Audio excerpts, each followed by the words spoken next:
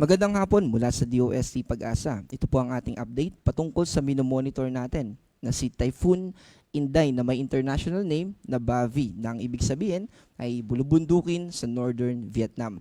Base dito sa ating latest satellite image, huli nating namataan itong si Bagyong Inday sa layong 520 kilometers northeast ng Itbayat, Batanes. May lakas ito ng hangin malapit sa mata na umaabot ng 140 kilometers per hour at pagbugso o yung biglaang paglakas ng hangin nito malapit sa eyewall o mata na umaabot naman ng 170 kilometers per hour.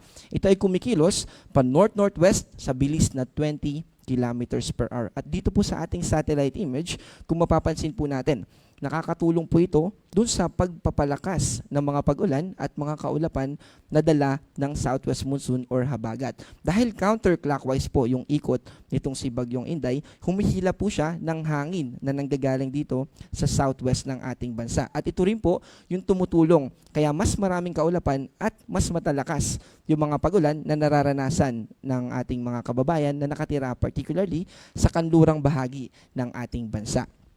Patungkol naman sa pagkilos o yung track natin patungkol dito kay Typhoon Inday, posible po na bukas ng umaga ay nasa labas na ito ng Philippine Area of Responsibility. At kung bahagya pa ito na bumagal, ay Sabado ng tanghali pa ito lalabas. Pero ang gusto po natin na ipagbigay alam dito ay lumabas man po ito or hindi pa, depende sa timing, ay dahil sa lawak nito ay may magiging epekto pa rin po ito sa ilang bahagi ng ating bansa kahit nasa labas na ito ng Philippine Area of Responsibility. Unahin po natin yung mga may kinalaman sa lakas ng hangin. Signal number 2 pa rin po dito sa Batanes, ganun din sa eastern portion ng Babuyan Islands at northeastern portion ng mainland Cagayan. Ito po yung mga nakadilaw at yung mga naka-blue naman po, ito yung mga nakataas sa signal number 1. Wala po itong pinagkaiba, specifically dun sa nirelease natin na weather advisory kaninang 11 a.m. Pero gusto po natin na bigyan ng idea yung mga kababayan natin kapag signal number 2 po, yung lakas ng hangin na nire-represent po nito ay umaabot ng 62 to 88 kilometers per hour. Ito po yung habang nakasakay tayo sa sasakyan at maluwag yung kalsada o mabilis yung daloy ng trafiko, ito po yung bilis. Imagine natin yung sasakyan na yun ay gagawin nating hangin at ganun kalakas yung hangin na tatama sa ating mga bintana, ayun po yung nire-represent ng signal number 2. Itong signal number 1 naman ay kapag banayad po tayo na nagmomotor around 39 hanggang 61 kilometers per hour, ganun naman po kalakas yung hangin na associated dito sa signal number 1. Bukod po dun sa mga may nakataas sa signal number 1 at 2, meron naman po mga pagbugso ng hangin o yung panandaliang paglakas ng hangin sa ilang bahagi ng ating bansa. Actually, today hanggang bukas, malaking bahagi po ng ating bansa ay posibleng makaranas ng pagbugso ng hangin na to na mainly ay dala ng hanging habagat at bahagyang may influence din po tulad ng binanggit natin itong si Bagyong Inday.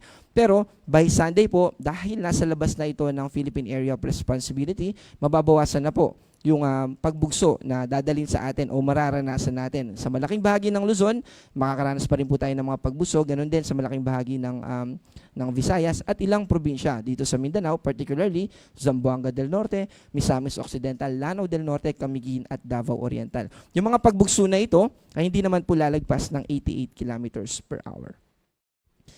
Ngayon tapos na po tayo dun sa mga babala patungkol sa lakas ng hangin. Ngayon naman pupunta po tayo dito sa ating weather advisory o yung ating forecast na rainfall amount for the next 24 hours. Simula po ngayong 5 p.m.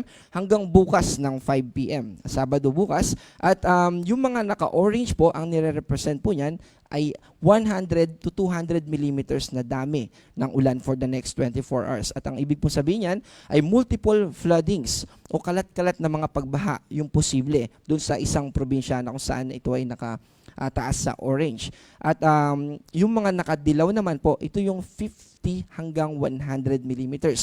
Ang madadala naman po nito ay yung mga localized flooding. So yung mga konting ulan ay binabaha agad, asahan po natin na makakaranas tayo ng mga pagbaha dun sa mga nakadilaw. Kasama po dito yung Metro Manila. Yung mga naka-gray naman po, ay hindi po ibig sabihin ay hindi na tayo makakaranas ng mga pag-ulan. Posible pa rin po na umulan, pero hindi lang po kasing lakas ng mga nakataas sa yellow and orange. By the way, kasama rin po sa yellow itong Batanes province. Nadala naman nung extension ng kaulapan na associated directly dito kay Bagyong Inday.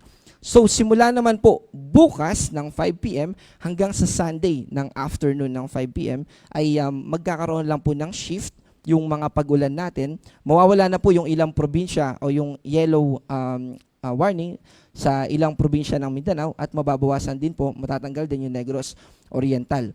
At bahagya po na mag-shift. Imbis na hanggang Zambales at Pampanga lang po yung taas natin sa weather advisory, kasama na po ngayon yung Tarlac, Pangasinan, Benguet at La Union. Habang paakyat pa po ng paakyat itong si Bagyong Inday.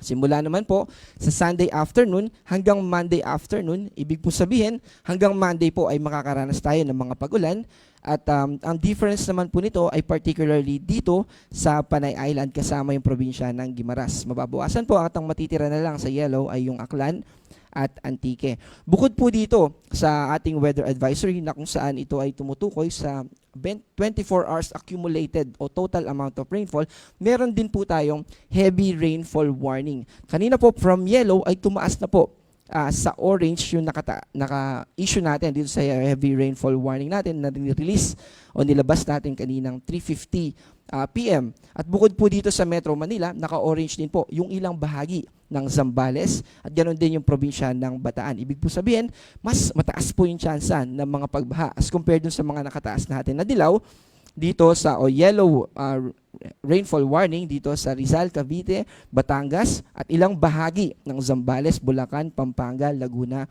at Quezon. Yung mga nakakulay na dark blue, ito naman po yung mga nakakaranas sa kasalukuyan nung inisyo po itong ating heavy rainfall warning ng mga pag-ulan. At yung mga light blue naman po, sa susunod na 2 to 3 hours, sila naman po yung makakaranas pa lamang ng mga pag-ulan. Yes po, ito po yung para sa NCR-PRSD at para naman po sa ibang bahagi pa ng ating bansa, pwede po natin bisitahin yung panahon.gov.ph or i-download po natin yung application na nirelease po ng DOST Pag-asa. Ganito po yung icon. Available po ito pareho sa Android at iOS.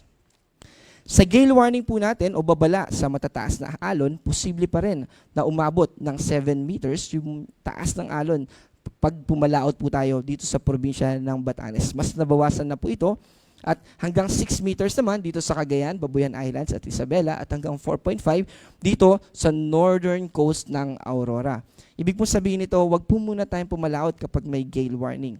At ang gusto po natin, kaya naman po tayo nag-issue ng mga warnings patungkol sa ulan, lakas ng hangin at sa taas ng alon ay para maprotektahan po yung ating mga sarili at ganoon din yung ating mga property. Kaya patuloy po tayo na maging updated sa mga updates at i-release na warnings ng Pag-asa at patuloy na mag-ingat po tayo. Ako po si John Manalo, ang panahon ay nagbabago, kaya maging handa at alerto.